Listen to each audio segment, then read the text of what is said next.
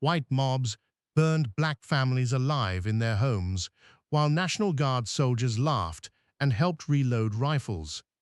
On July 20, 1917, in East St. Louis, Illinois, what began as labor tension became one of the deadliest racial massacres in American history, and then it was systematically erased from memory. But what happened in those 48 hours, and why it disappeared from textbooks for generations, reveals something darker than a single riot. It exposes a pattern of coordinated racial violence that America has never fully confronted. In the years leading up to 1917, the Great Migration was transforming the nation. Hundreds of thousands of black Southerners were fleeing the brutality of Jim Crow, seeking jobs in northern industrial cities that promised something the South never had: wages, dignity, and the possibility of safety. East St. Louis, sitting on the Illinois side of the Mississippi River, was one of those destinations.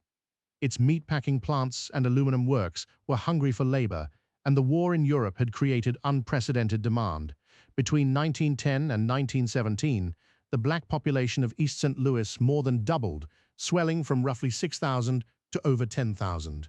They came from Mississippi, Alabama, Tennessee, from places where lynching was routine and voting was a death sentence.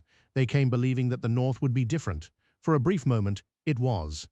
But the very industries that recruited them would soon weaponize their presence.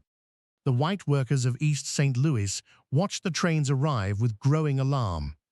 They saw black men walking into the same factories, operating the same machines, earning the same wages, and they saw a threat. What they did not see or chose not to see was who was orchestrating their fear. Factory owners had been using black workers strategically for years. During strikes, they brought in black laborers as strikebreakers, ensuring that white unions could never gain leverage. This was deliberate. By pitting workers against each other along racial lines, industrialists maintained control over wages and conditions for everyone. But instead of recognizing this manipulation, white labor unions directed their fury at the workers rather than the owners. Local Democratic politicians amplified the rage. They warned of black political power, of neighborhoods changing, of jobs disappearing. Newspapers printed inflammatory stories about crime, about disease, about the supposed dangers of integration. City council meetings became platforms for open calls to drive black residents out. The kindling was stacked high. All it needed was a spark. What no one could have predicted, what wouldn't become clear until the congressional investigation, was just how organized the violence would become. On May 28, 1917, the City Council convened to discuss the Negro problem. Hundreds of white residents packed the meeting, and afterward, they spilled into the streets with purpose. That night, mobs attacked black pedestrians, pulled black passengers from streetcars, and beat anyone they could find. They smashed windows and burned buildings in black neighborhoods. It was chaos, but it was also a rehearsal. The May violence lasted hours before order was restored. Dozens were injured. Property was destroyed. And then something remarkable happened. Nothing.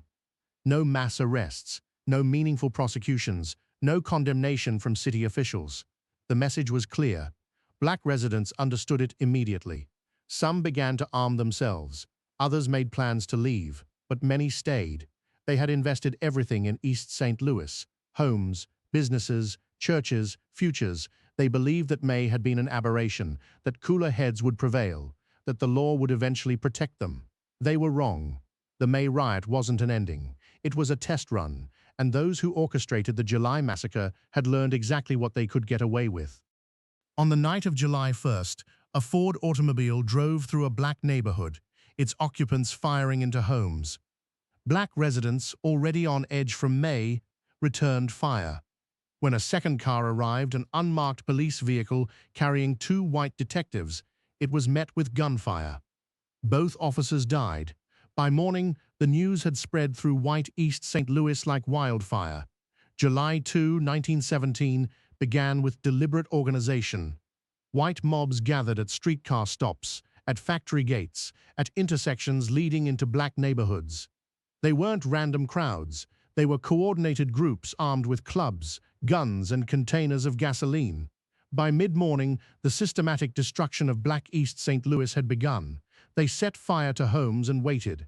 When families fled the flames, shooters picked them off. Carlos Hurd, a reporter for the St. Louis Post-Dispatch, watched in horror as victims were beaten to death in broad daylight, their bodies left in the streets as warnings. Some were hanged from lampposts. Children were not spared. The mob made no distinctions. Bodies were thrown into Cahokia Creek and the Mississippi River. They floated downstream, uncounted, unnamed. This is why the death toll remains uncertain to this day. Official records claimed around 40 dead. Independent investigators, including Ida B. Wells, believed the number exceeded 200. The truth lies somewhere in those muddy waters, deliberately obscured. Governor Frank Lowden had deployed the Illinois National Guard after the May violence. They were in East St. Louis on July 2.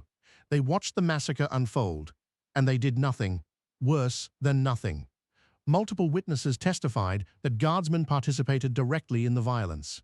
Soldiers were seen helping mobs, laughing at victims, pointing out hiding spots where black residents had fled. Congressional investigators would later document specific incidents of guardsmen firing on black civilians. The very force sent to protect the vulnerable had become part of the machinery of death. This was not a failure of individual soldiers. It was an institutional collapse. Officers gave no orders to intervene. Chain of command dissolved into complicity. The massacre continued for 2 full days, and at no point did the National Guard fulfill its basic mandate. When outside troops finally arrived to restore order, the damage was catastrophic and irreversible. The Guard's betrayal would become central to the congressional investigation. But understanding why it happened, why uniformed soldiers joined a mob, requires confronting a truth that America has always resisted. The institutions meant to protect all citizens were never designed to protect black citizens equally. 6,000 black residents fled East St. Louis. They crossed the Eads Bridge into St. Louis, Missouri, carrying whatever they could hold. They left behind homes, businesses, savings, and the graves of their dead. Most would never return. The refugees found temporary shelter in churches, in warehouses, in the homes of strangers. Relief organizations scrambled to provide food and clothing, but there was no replacing what had been lost. Insurance companies refused to honor claims for destroyed black-owned property. Banks denied loans for rebuilding. The economic devastation was complete and intentional. Those who stayed in East St. Louis found a transformed city. Entire neighborhoods had been erased. The social fabric of black community life, the churches, the businesses, the gathering places was gone, and the perpetrators walked free, emboldened by their impunity. For black residents who remained, every white face was now a potential threat. Trust, once broken this completely, does not regenerate. The exodus from East St. Louis became part of a larger story. It demonstrated that the North was not the promised land, that racial violence was not confined to the former Confederacy, that safety was an illusion everywhere. This realization would reshape black political consciousness for generations. Congress launched an investigation. Representatives Ben Johnson of Kentucky and Leonidas Dyer of Missouri led hearings that produced over 350 pages of testimony. Witnesses described the horrors in detail. The documentary evidence was overwhelming. For a moment, it seemed that accountability might follow. It did not.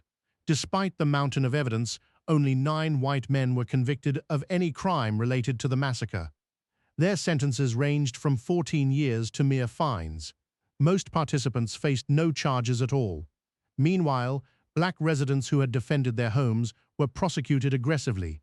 The legal system inverted justice completely. Ida B. Wells traveled to East St. Louis to conduct her own investigation. She documented testimony that official investigators had ignored. She published her findings, naming names, describing atrocities in unflinching detail. Her work preserved evidence that would otherwise have been buried. But documentation alone could not compel justice. The courts had already decided who mattered and who did not. Leonidas Dyer would spend years afterward trying to pass federal anti-lynching legislation. His bill passed the House repeatedly. The Senate killed it every time. The same pattern of violence, investigation, and institutional failure would repeat for decades. East St. Louis was not an aberration. It was a template. On July 28, 1917, less than a month after the massacre, 10,000 black Americans marched silently down Fifth Avenue in New York City. Organized by the NAACP and led by W.E.B. Du Bois, the Silent Protest Parade was one of the first mass demonstrations for civil rights in American history. They carried signs asking why their taxes paid for their own oppression. They marched without music, without chanting, only the sound of footsteps and the weight of grief. Marcus Garvey cited East St. Louis as proof that integration was impossible, that Black Americans would never be safe in a nation that permitted such atrocities. His message of Black nationalism gained new urgency. The massacre had fractured faith in the American promise, and different leaders drew different conclusions about what to do next. But in white America, the massacre faded quickly. Textbooks omitted it. Newspapers moved on. By the middle of the 20th century, most white Americans had never heard of East St. Louis. This forgetting was not accidental. It was cultivated. A nation that remembered would have to reckon with uncomfortable truths about who built its wealth and who paid the price. The dead of East St. Louis never received justice. Their killers lived out their lives unpunished. The institutions that failed them, the courts, the guard, the government, were never reformed in ways that prevented repetition. What happened on July 2, 1917, was not an isolated explosion of hatred.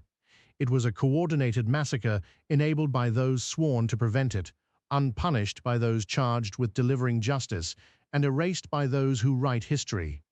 The bodies in the river have no graves, no monuments, no names carved in stone, but they existed, they were murdered, and now, finally, they are remembered.